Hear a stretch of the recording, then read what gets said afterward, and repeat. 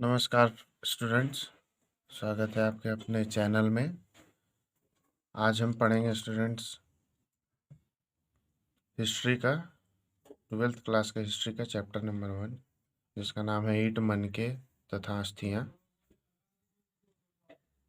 तो इस चैप्टर में हम सबसे पहले पढ़ेंगे हड़प्पा सभ्यता के विषय में, क्योंकि सबसे पहला टॉपिक ये है हड़प्पा सभ्यता। तो चलिए शुरू करते हैं। हड़प्पा सभ्यता जो थी वो 2600 ईसा पूर्व से लेकर 1900 ईसा पूर्व तक चली थी। हड़प्पा सभ्यता को हड़प्पा सभ्यता इसलिए कहते हैं क्योंकि सबसे पहले हड़प्पा नामक स्थान पर यह सभ्यता खोजी गई थी।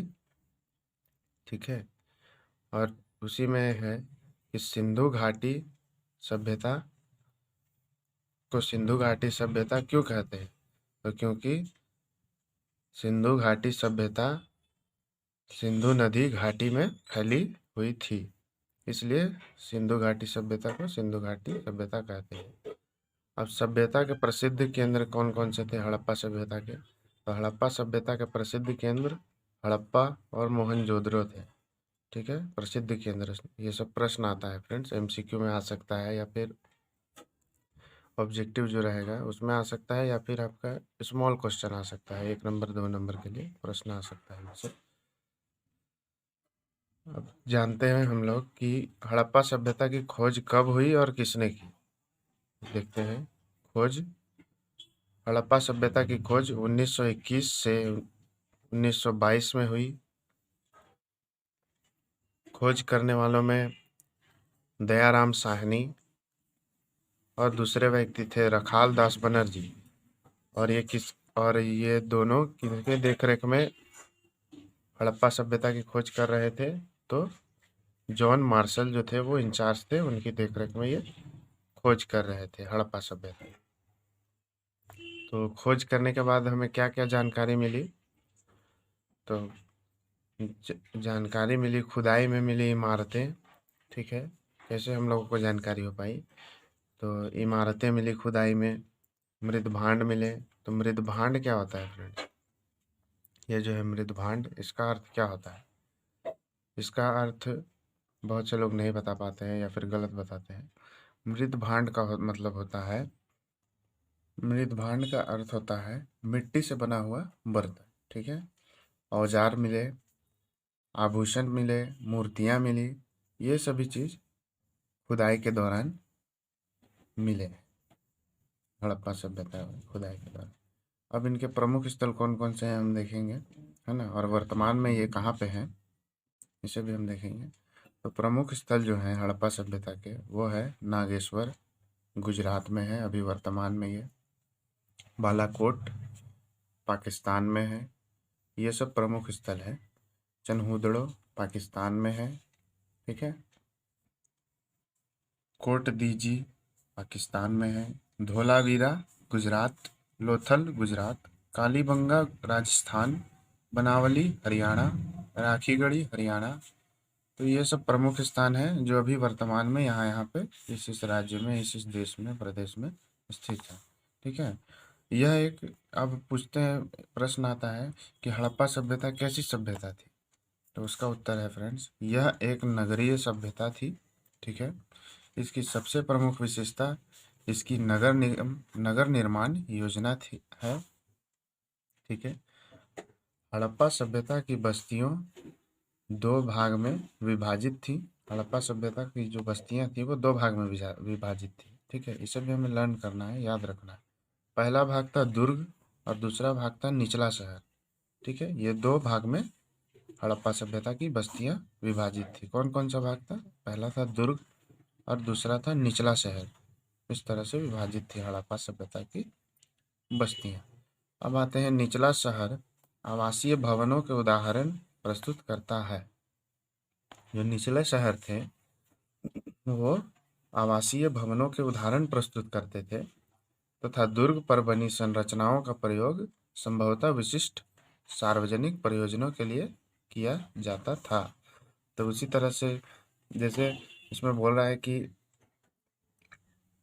हमें लिखना है इसमें आंसर कि निचला जो शहर था, 2 बस्तियां थी, हमने पढ़ लिया है, दुर्ग और निचला। तो निचला जो शहर था वो आवासीय भवनों के उदाहरण के लिए प्रस्तुत होता है।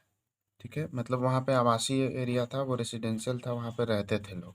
ठीक है, और उसी तरह से दुर्ग जो था, दुर्ग पर बनी संरचनाओं का प्रयोग संभवतः विशिष्ट सार्वजनिक प्रयोजनों, यानी किसी भी सार्वजनिक प्रयोजन के लिए इस दुर्ग का इस्तेमाल किया जाता था। ठीक है,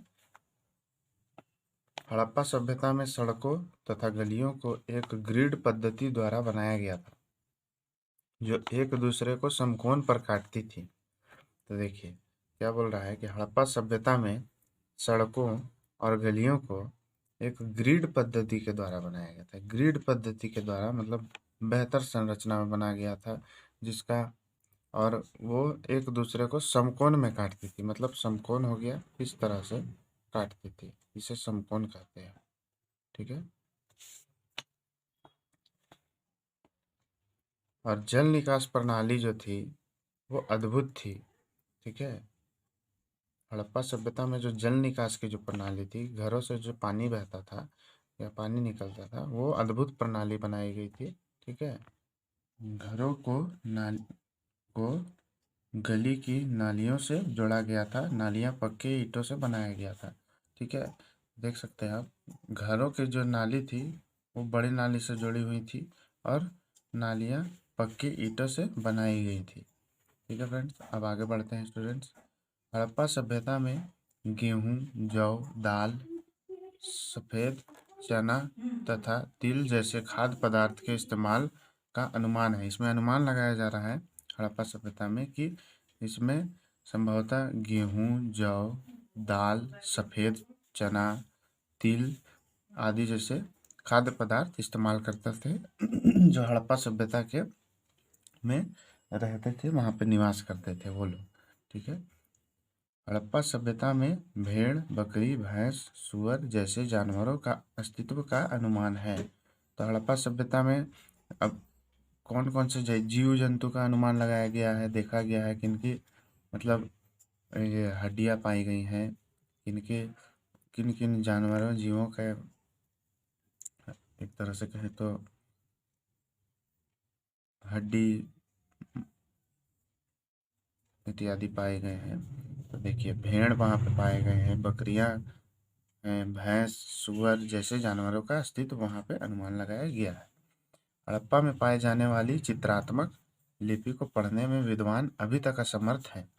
हड़प्पा सभ्यता में जो चित्रात्मक लिपि थी, देखिए पहला ये चीज़, हड़प्पा सभ्यता में कौन सी लिपि चलती थी, ये प्रश्न पूछा जा सकता है सिंपल MCQ में, या 1 नंबर के 1 मार्क्स का क्वेश्चन ये बनता है फ्रेंड कि हड़प्पा सभ्यता में कौन सी लिपि चलती थी। तो हड़प्पा सभ्यता में चित्रात्मक लिपि चलती थी। ठीक है, तो हड़प्पा सभ्यता में पाए जाने वाली चित्रात्मक लिपि को पढ़ने में विद्वान अभी तक असमर्थ है।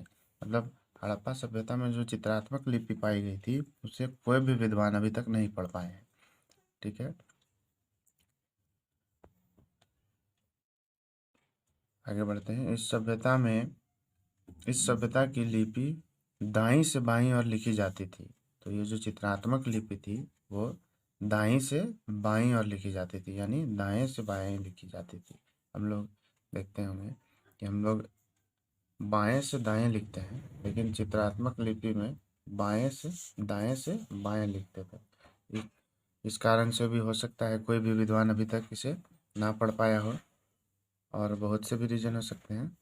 इसमें चिन्हों की संख्या जो होती थी वो 375 से 400 के बीच होती थी। इसमें जो चिन्ह जो इस्तेमाल किए जाते थे, प्रयोग किए जाते थे, वो 375 से 400 के बीच होते थे।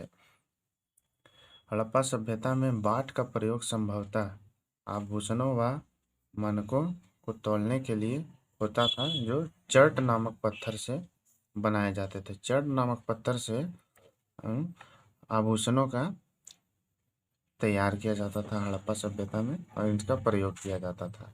ठीक है, तो आज की वीडियो में इतना ही फ्रेंड्स। मैं नेक्स्ट पार्ट में इसके आगे टॉपिक को डिफाइन करूँगा। आशा करता हूँ आप सभी स्टूडेंट्स को ये वीडियो अच्छा लगा हो। धन्यवाद।